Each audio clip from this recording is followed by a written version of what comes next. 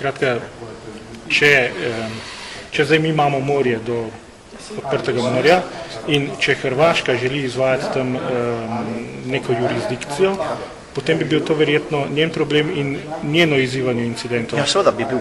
Absolutno. Zamislite si, da pluje recimo katerakoli ladja naša ali tuja v koprsko pristanišče in da to ladjo ustavijo in jo zadržijo in rečejo, 2 dni boste čakala v reki, da bomo odločili, lahko greste naprej ali ne. Vse tega se ne dogaja. Kako pa plujejo potem naši te vojaški čovni? Vse je še posebno režim plovba, ne? Ampak kako plujejo recimo naši vojaški čovni, Ankaran, policijski čovni? Ja, jaz mislim, da verjetno ne bodo na odprto morje, trenutno, ker nimajo verjetno takih akcij. Bi bilo zelo zanimivo, ne, če bi šli.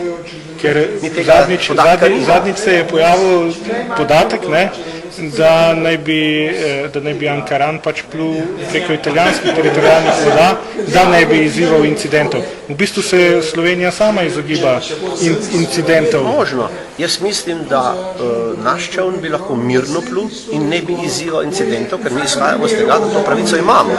Ne? Incident bi bil samo obratno v mednarodno pravnem pogledu, če bi oni ustavljali naš čovn. To bi bil za mene incident. Ne pa, da mi gremo tam, kamor smo doslej vedno hodili. Ne? Če pravite, da plujejo po italijanskem morju, jaz tega ne vem. Ne? Škoda, da ne izvajajo pravice, ki jo imamo. Ne? Glede meje med državama, pri čemer določeno število arbitrov, teh arbitražnih sodnikov, bi lahko tudi rekli, pač imenuje vsaka od držav, enako, predsednika pa potem imenuje skupaj in državi se tudi naprej zavežeta, da bosta to odločitev arbitrov spoštovali, da jo ne boste izpodrijali in tako naprej. To je v bistvu arbitraže, ki pač naj bi odločila o tem sporu kot telesa, ki naj bi odločila.